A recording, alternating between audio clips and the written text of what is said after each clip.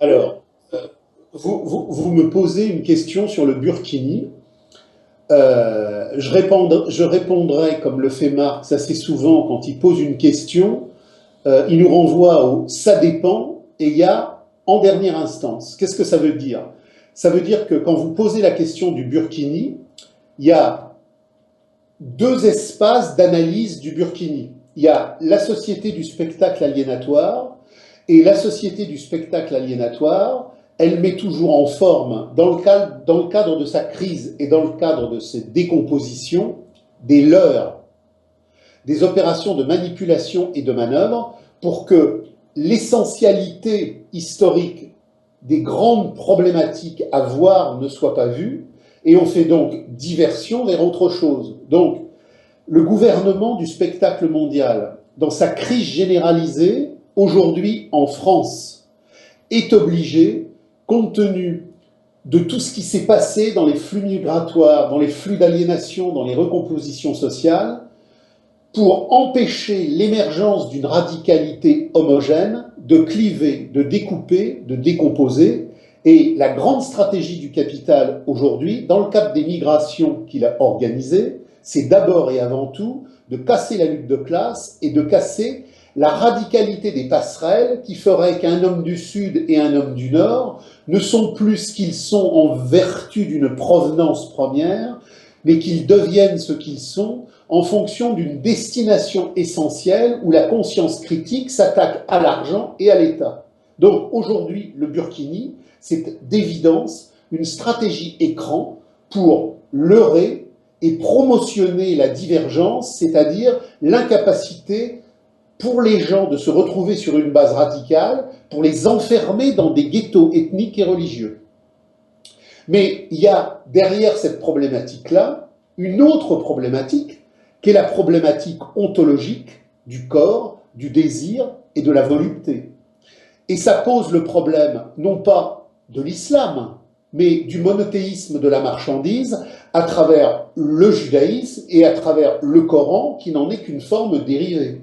Il y a une opposition radicale entre la marche germanique qui va produire les invasions barbares et qui est porteuse du communisme ancestral et qui voit la femme se baigner nue dans la rivière, et la problématique de la femme juive, puis de la femme musulmane, qui doit être invisible. Il y a une opposition radicale entre la conscience radicale des temporalités ouvertes européennes qui produiront l'incendie permanent des jacqueries paysannes vers la Commune de Paris et le prolétariat industriel dans son mouvement d'auto-abolition pour effectivement détruire l'argent et l'État, et les temporalités fermées d'Orient et d'Afrique où la conscience radicale étant impossible de par le développement des forces productives, on n'a que des consciences de recomposition de l'aliénation.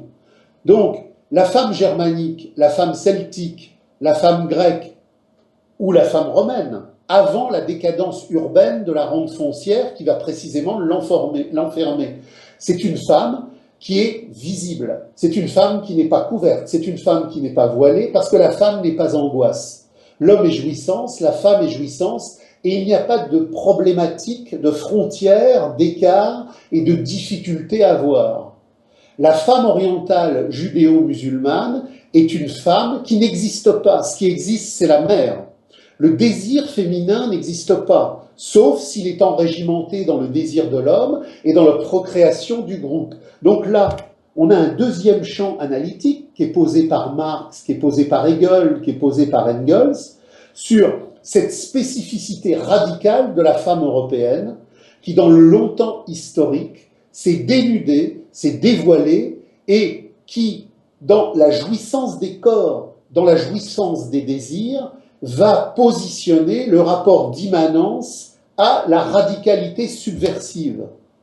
La radicalité subversive européenne, contre le judaïsme, contre le Coran, ne connaît pas les frontières aliénatoires du fétichisme de l'interdit. Il n'y a pas de licite et d'illicite. Il n'y a pas de pur et il n'y a pas d'impur. Il n'y a pas de voile, il n'y a pas de dogme, il n'y a pas de recommandation, il n'y a pas de commandement. La Torah est une loi, le Coran est une loi, et le burkini comme forme spécifique de voilement, c'est effectivement l'enfermement de la jouissance dans la codification de soumission à un principe qui n'est pas en ce monde dans la jouissance du divin du monde, mais qui est une génuflexion, une domestication dans un commandement externe au monde. Si vous voulez, ce que je dirais, c'est que j'ai comme compagnon de vie maintenant depuis plus de 40 ans, à la fois Marx et Engels. Et ce qui est très intéressant, c'est de lire les correspondances Marx-Engels, et en particulier les passages qui ont trait à la sexualité. Si en particulier vos lecteurs allaient lire les textes qu'ils ont produits dans les années 1860-1868 sur la sexualité, en particulier l'homosexualité en Allemagne, vos auditeurs seraient étonnés. Mais sur la sexualité, quant à eux, d'une manière personnelle, ce qui est très intéressant, c'est qu'il n'y a pas l'exhibition analytique ciblée qu'on a aujourd'hui sur le sujet. On a des textes qui sont d'une richesse infinie dans la correspondance, mais on a les textes infinis de Marx sur les manuscrits de 44, où il parle de l'amour, où il parle de l'être générique, et il n'a pas cru bon de faire un manuel vestimentaire, parce que toute pensée qui fait un manuel vestimentaire, ou dans le dévoilement absolu, ou dans le voilement absolu, tombe dans des antinomies idéologiques fétichistes. Quand Marx se baignait, il était couvert. Quand Marx positionnait la relation au corps, il faisait cette référence par rapport à tout ce que le substrat européen a pu positionner, et il pouvait très très bien renvoyer au texte de Hegel. Donc, comment poser ce truc-là? D'abord, c'est que c'est un faux problème. Les gens qui se voilent à la plage ou qui se dénudent totalement, c'est pas en soi une problématique historique. Et à la limite, on s'en fout.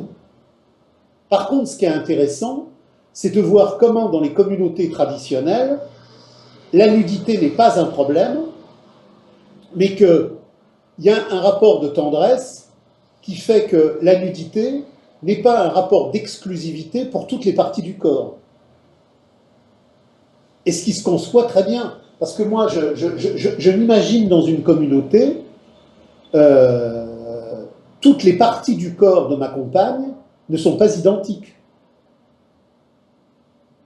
On a sur notre corps, et on a en notre corps, des parties qui sont profondément intimes, puisque dans le rapport que nous avons eu dans les communautés primitives qui ont posé le problème du sacral, il y a effectivement des parties de notre corps qui ne sont pas assimilables aux autres parties. Quand un homme montre son sexe, c'est pas comme quand il montre son doigt. Quand une femme laisse apparaître son pubis, c'est pas comme quand elle laisse apparaître sa chevelure.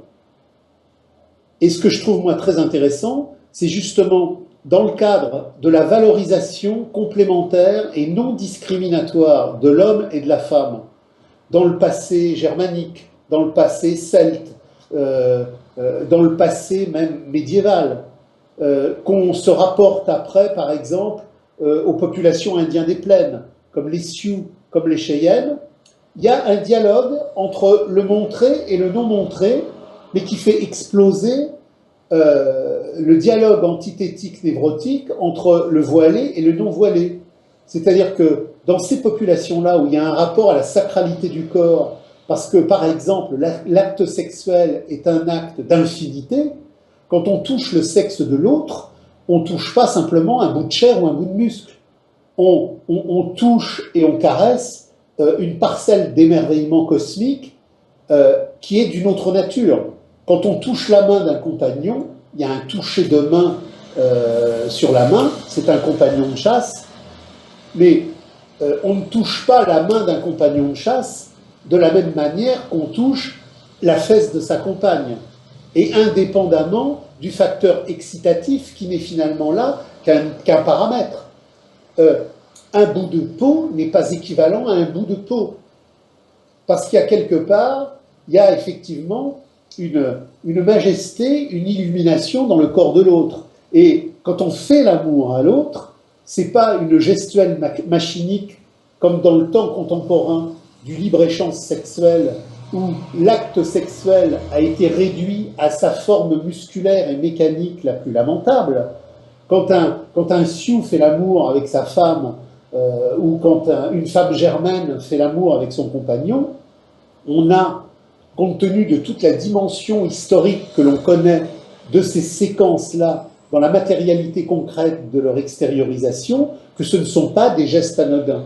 Donc, si ce ne sont pas des gestes anodins, je ne peux pas, à la plage, à la baignade, montrer de manière anodine, équivalente, interchangeable, toutes les parties de mon corps.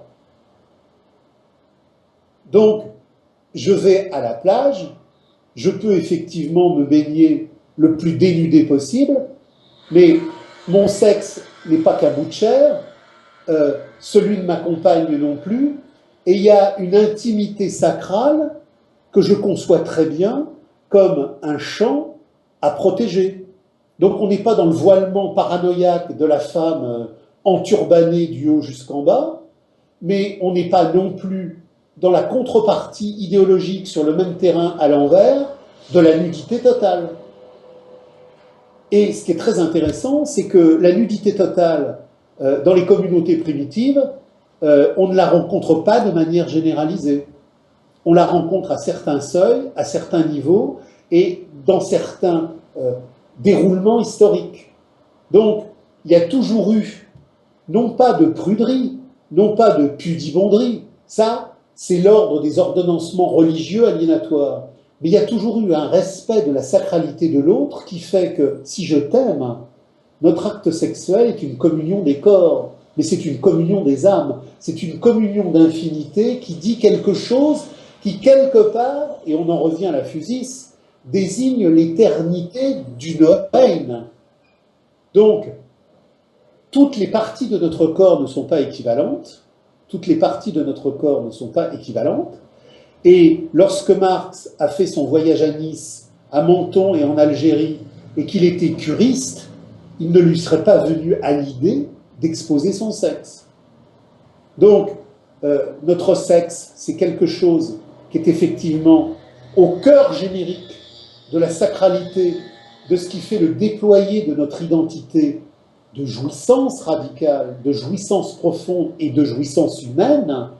Il a donc, et ça se comprend à travers toute une série de moments historiques où justement la chose a été rappelée, il y a des endroits, des moments où effectivement on peut se dénuder un maximum, par exemple pour se baigner, mais le problème de nos intimités sacrales est posé.